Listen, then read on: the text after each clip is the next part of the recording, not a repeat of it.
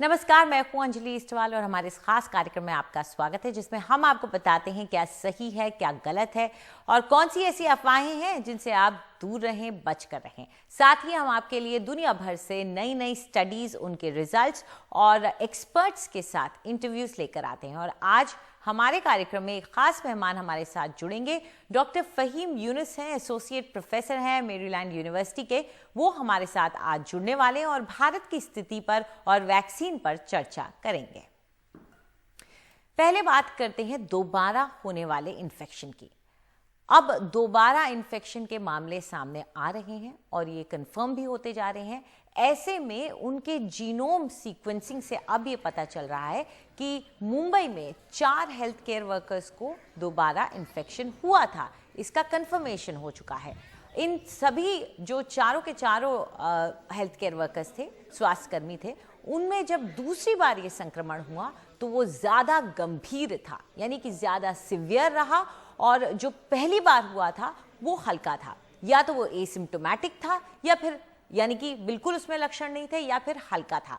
और यही स्टडी जो है वो अब लैंसेट में पब्लिश की गई है और ये एक प्री प्रिंट है। और इस स्टडी में ये कहा जा रहा है कि 3 डॉक्टर्स जो कि नायर हॉस्पिटल से हैं मुंबई के, और एक हेल्थ केयर वर्कर जो कि हिंदुजा हॉस्पिटल का है, उनको ये बीमारी दोबारा हुई। अब इसमें ये जो दोबारा का संक्रमण था, ये कितना ज़्यादा खतरनाक था या इसका क्या असर पड़ा, इसके बारे में हम आपको बताते हैं। जो 3 डॉक्टर थे और एक स्वास्थ्यकर्मी था, दोनों बार जब इनको संक्रमण हुआ तो इनके 4 सैंपल लिए गए, यानी कि 4 पहले संक्रमण में और 4 बाद के संक्रमण में।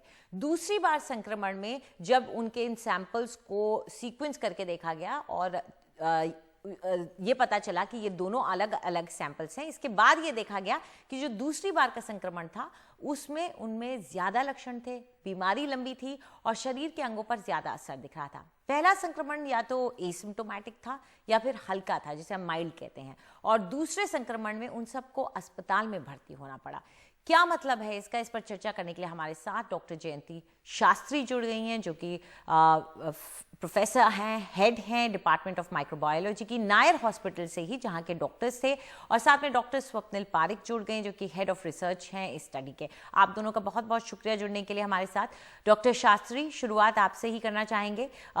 ये अगर हम कह रहे हैं कि दूसरी बार का संक्रमण, सेकेंड इन्फेक्शन ज़्यादा सिवियर था, तो कहीं ना कहीं पहले जो हम सुनते आए हैं अलग अलग जगहों से कि सेकेंड इन्फेक्शन माइल्ड होता है, ज़्यादा चिंता की बात नहीं होती, ये उसके उलट है।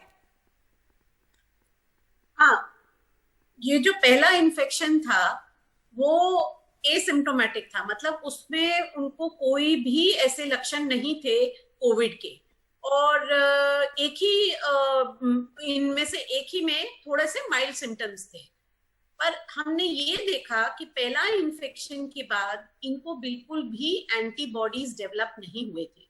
जब एंटीबॉडीज नहीं डेवलप हुए और 2 महीने के बाद यही डॉक्टर हमारे नजर में इसलिए पड़ा क्योंकि हमारा ही लैब रेफरेंस लैब है, जो नायर और बहुत सारे हॉस्पिटल से हमारे पास सैंपल्स आते हैं, मॉलिक्यूलर रेफरेंस लैब का कस्तूरबा हॉस्पिटल। तो जब इनकी दूसरी बार हमारे पास सैंपल पहुंची तो हमको समझा कि इनको सेकेंड इन्फेक्शन हुआ है, और ये बार वो सिम्टोमेटिक थे। और उनका पहली बार जब इन्फेक्शन हुआ था उसके बाद उनमें एंटीबॉडीज नहीं थी, और हमने ये देखा कि इनका जो सेकेंड इन्फेक्शन था वो बहुत सीवियर था और उनको हॉस्पिटलाइजेशन की जरूरत पड़ी। और हमने उनके लक्षण भी देखे जिसमें वो पहले इन्फेक्शन से ज्यादा थे। डॉक्टर पारिक, जो पहला इन्फेक्शन था उसका वायरस या दूसरा इन्फेक्शन का वायरस, क्या ये अलग थे या ये सेम थे? नमस्ते, thank you for having me on your show. ये एक ही वायरस है, सार्स कोवी 2 वायरस। हम क्या करते हैं, दोनों सैंपल में हम जो टेस्ट करते हैं हमें उससे पता चलता है कि उसमें थोड़े म्यूटेशंस हो गए हैं। तो जब भी हम वो म्यूटेशंस को देखते हैं तो हमें पता चलता है कि ये इन्फेक्शन फिर से हो गया है। when the virus passes between people, ये थोड़े म्यूटेशंस आ जाते हैं इसमें। सो सेम ही वायरस है, उनको सार्स कोवी 2 है, उसमें सिर्फ थोड़े म्यूटेशंस है। उसका क्लिनिकल आउटकम हम नहीं बोल सकते कि म्यूटेशंस के कारण ये ज्यादा खतरनाक वायरस है या ऐसे कुछ। ठीक है, तो आप कह रहे हैं म्यूटेशन की वजह से नहीं हुआ। डॉक्टर जयंती, आप कह रही हैं एंटीबॉडीज पहली बार बन ही नहीं पाई थी इस वजह से, लेकिन जो माइल्ड जिनके अंदर पहली बार हुआ था फर्स्ट इन्फेक्शन में, और कई ऐसे लोग हैं जिनको हम कहते हैं कि एसिम्प्टोमेटिक रहे, उनका एक्सपोजर हो गया है, हमारे सेरो सर्वेस कहते हैं कि इतने % लोगों के अंदर एंटीबॉडी है, तो क्या उन्हें प्रोटेक्शन अब नहीं है? इसका मतलब यही है, क्या उन्हें भी पूरी एहतियातें बरतनी पड़ेंगी?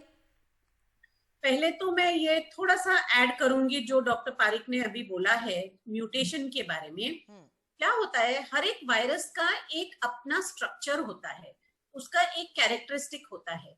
तो वो जो जेनेटिक कोड होता है ना, उसके वजह से वो वायरस आपका स्ट्रक्चर होता है। और तो थोड़ा से उसमें जो अमाइनो एसिड्स प्रोटीन्स रहते हैं वो एक एक जगह पे फिक्स्ड रहते हैं। पर हमने अपने स्टडी में ये देखा कि एक दोनों इन्फेक्शंस में ये जो प्रोटीन्स जो है ये अलग प्रकार के हैं, और इनका जो स्ट्रक्चर है जेनेटिक म्यूटेशन, मतलब इसका जो जेनेटिक कोड है वो अलग है। और आपका जो प्रश्न है एंटीबॉडीज के बारे में, हम ही थे वो स्टडी में, मुंबई के सीरो सर्वे में, जिसमें हमने ये देखा गया कि स्लम पॉपुलेशन में और नॉन स्लम पॉपुलेशन में बहुत अंतर है। और स्लम पॉपुलेशन में पहली राउंड में हमने देखा कि 57% में एंटीबॉडीज थे, मतलब एक्सपोजर हुआ है। अभी ये SARS-CoV-2 के बारे में हम एक जानकारी देना चाहते हैं कि जो एंटीबॉडीज हम डिटेक्ट करते हैं उसको हम लोग टोटल एंटीबॉडीज बोलते हैं, और ये IgG एंटीबॉडीज है। इसके व्यतिरिक्त और एक टाइप ऑफ एंटीबॉडीज होते हैं न्यूट्रलाइजिंग एंटीबॉडीज। ये न्यूट्रलाइजिंग एंटीबॉडीज जो है ये एक्चुअली बताते हैं कि अपने को दूसरी बार इन्फेक्शन से प्रोटेक्शन मिल सकता है कि नहीं। तो हमने ये देखा है कि टोटल एंटीबॉडीज तो है, लेकिन वर्ल्ड वाइड ऐसा दिखाया गया है, बहुत सारी स्टडीज है जिसमें ये देखा गया है कि 2 और 3 महीने में ये टोटल एंटीबॉडीज का लेवल भी कम हो जाता है।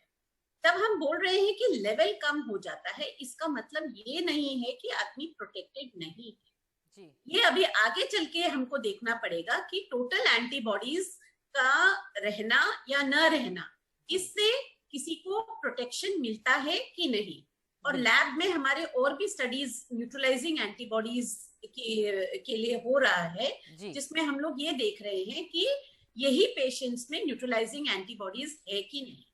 जी डॉक्टर पारिक, मेरे पास वक्त कम है, लेकिन जाते जाते एक सवाल, अगर वायरस म्यूटेट करता है, चेंजेस आते हैं उसके अंदर, एंटीबॉडीज का प्रोटेक्शन क्या कंटिन्यूअस रहता है, या ये डर, क्योंकि आम आदमी को ये लगता है अरे बदलाव आ गया, क्या पुरानी एंटीबॉडी काम करेगी इस नए रूप वाले वायरस में? तो पहली बात यह है कि ये वायरस बहुत स्लोली म्यूटेट कर रही है दूसरे वायरसेस को कंपेयर करोगे तो, और इतना स्लो म्यूटेट हो रहा है कि हमें नहीं लग रहा है कि ये एंटीबॉडीज का प्रोटेक्शन नहीं रहेगा। मोर इम्पोर्टेंटली आपके सब व्यूअर्स को पता होना चाहिए कि ये रीइंफेक्शन कार्य में उनको पैनिक नहीं होना चाहिए, उनको डर नहीं लगना चाहिए। जितना भी हमें पता है ये अब तक रेयर इवेंट है। हाँ। ज्यादा के ज्यादा लोग को प्रोटेक्शन रहने वाला है 1 साल या ज्यादा टाइम के लिए। कई लोग को इन्फेक्शन होने वाले, री इन्फेक्शन होने वाले। देखो अभी मिलियंस ऑफ इन्फेक्शन हो रहे, क्रोरो इन्फेक्शन हो रहे हैं, तो 1 या 2 या 10 रेयर इवेंट्स होने वाले हैं। हमें सिर्फ उन पर ना फोकस करना चाहिए, हमें ब्रॉड ओवरव्यू पिक्चर देखना चाहिए। बिल्कुल बिल्कुल, ये साइंटिफिक तौर पे ज्यादा जरूरी हो जाते हैं इन इन्फेक्शन पर नजर डालना, ताकि वायरस की समझ बेहतर हो। डॉक्टर आप दोनों हमारे साथ जुड़े उसके लिए बहुत बहुत शुक्रिया आपका।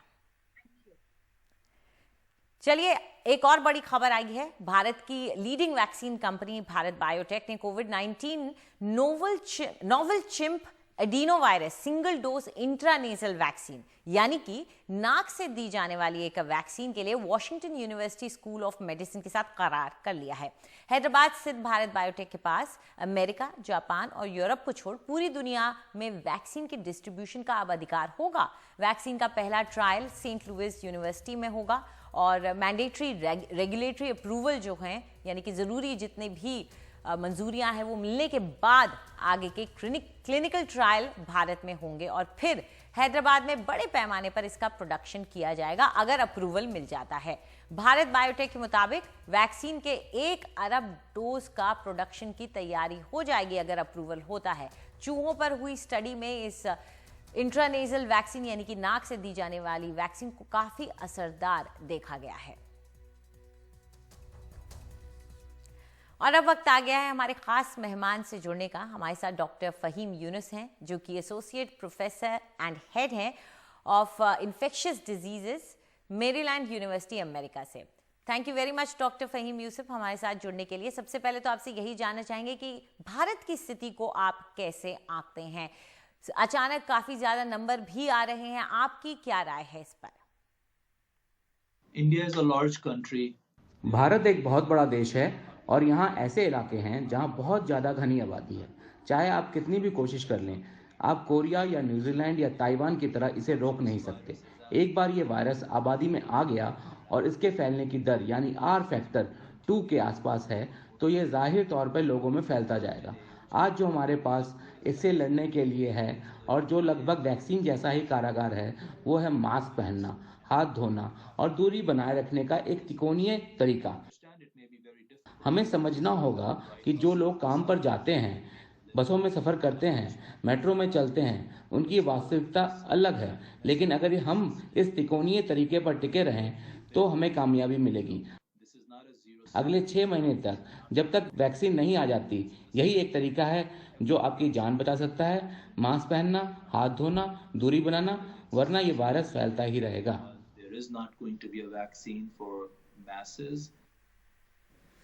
डॉक्टर यूनुस, बहुत चिंताएं हैं कुछ लोगों के अंदर। यूएस में खास तौर पे हमने देखा कि वैक्सीन को लेकर के ज्यादा जल्दीबाजी मचाई जा रही है, चाहे इलेक्शंस को देख करके हो, पॉलिटिक्स को देख के हो। ऐसे में एक सर्वे भी हुआ था, उसमें पता चला यूएस में कि 60% लोगों को चिंता है कि आखिर इतनी तेजी वैक्सीन को लेकर क्यों हो रही है। तो क्या लोगों के अंदर थोड़ा सा इसको लेकर के कम भरोसा है? लोगों से कुछ चिंताएं सुनी हैं, लेकिन हम साइंटिफिक कम्युनिटी पर विश्वास रखते हैं। लोग अपना पूरा करियर वैक्सीन बनाने और ये सुनिश्चित करने में लगा देते हैं कि वैक्सीन सुरक्षित हो। इस स्टेज में हम कुछ क्राइटेरिया की तलाश में हैं। अगर वैक्सीन का तीसरा फेज का ट्रायल हो चुका है तो वो सुरक्षित और असरदार हो सकता है, और अगर FDA की मंजूरी मिल गई तो हेल्थ केयर कम्युनिटी में हम में से ज़्यादातर लोग उस वैक्सीन पर भरोसा करेंगे और उसे अपनाएंगे। दबाव को समझिए, हम लोग जितना संभव हो सकता है उतना साइंटिफिक रहने की कोशिश कर रहे हैं। बिल्कुल। अभी हम देख रहे हैं कि सेकेंड वेव यूरोप में आ गई है, यूके में, फ्रांस में, स्पेन में, और इसकी चिंता भी बढ़ रही है।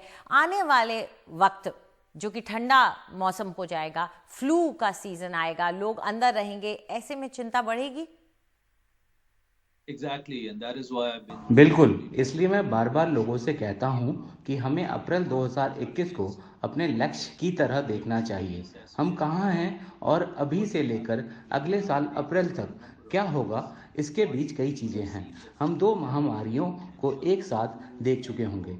कई देशों में फ्लू और कोविड का एक साथ हमला हो चुका होगा। हम संक्रमण के लिहाज से सबसे संक्रामक सर्द मौसम का असर देख चुके होंगे। जब लोग घरों में बंद होंगे, अप्रैल तक हेल्थ केयर वर्कर्स और फ्रंटल लाइन वर्कर्स पर वैक्सीन का शुरुआती ट्रायल देख चुके होंगे। अप्रैल तक हम और ट्रायल देख चुके होंगे। उपचार के तरीकों को लेकर कई और स्टडी आ चुकी होगी।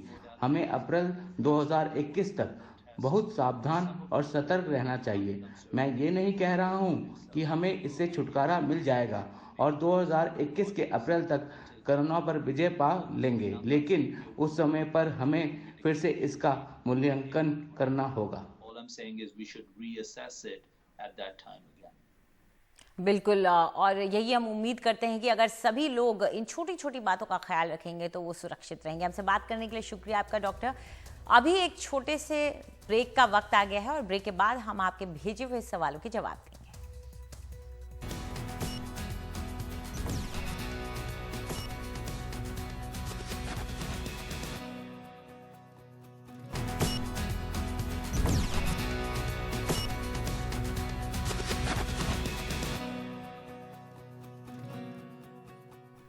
अब आपके भेजे हुए सवालों के जवाब देने का वक्त आ गया। डॉक्टर स्वप्निल पारेख हमारे साथ जुड़े हुए हैं।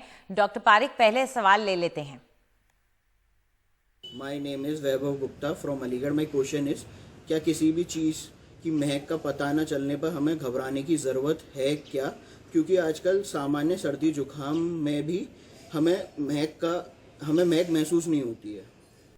Loss of sense of smell basically, इसके लिए क्या कहेंगे आप डॉक्टर पारेख? चिंता करें क्या? ये एक बहुत इम्पोर्टेंट सिम्टम है।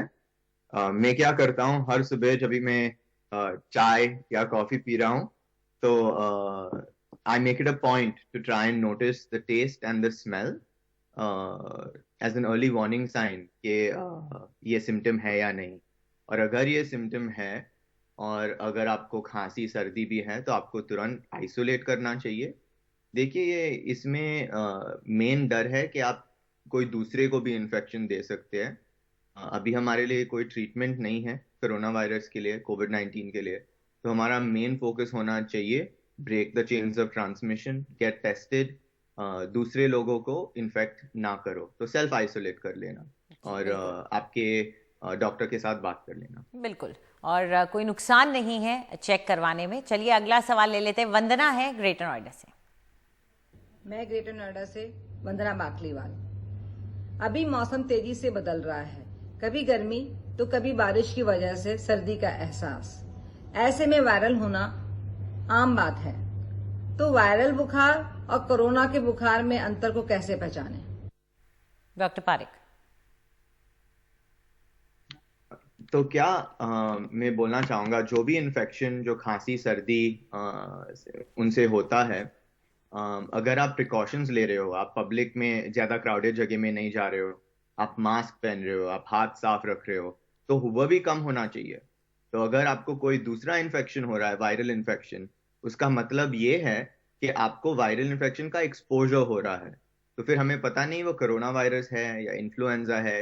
इतना आसान नहीं है विदाउट टेस्टिंग बताने को कि ये इन्फ्लुएंजा है, ये कोरोना वायरस है, ये कॉमन कोल्ड है। तो अगर आपको कोई भी ऐसे इन्फेक्शन हो रहा है, उसका मतलब आप प्रिकॉशंस बराबर नहीं ले रहे हैं। अगर आप सही से प्रिकॉशंस ले रहे हो तो वह भी इन्फेक्शन ना होना चाहिए। और जब भी कोई भी सिम्टम्स है, आपको सेल्फ आइसोलेट करना चाहिए और आपको आपके डॉक्टर के साथ बात करना चाहिए। बिल्कुल, हमसे बात करने के लिए बहुत बहुत शुक्रिया आपका, सवालों के जवाब देने के लिए भी शुक्रिया। Thank you.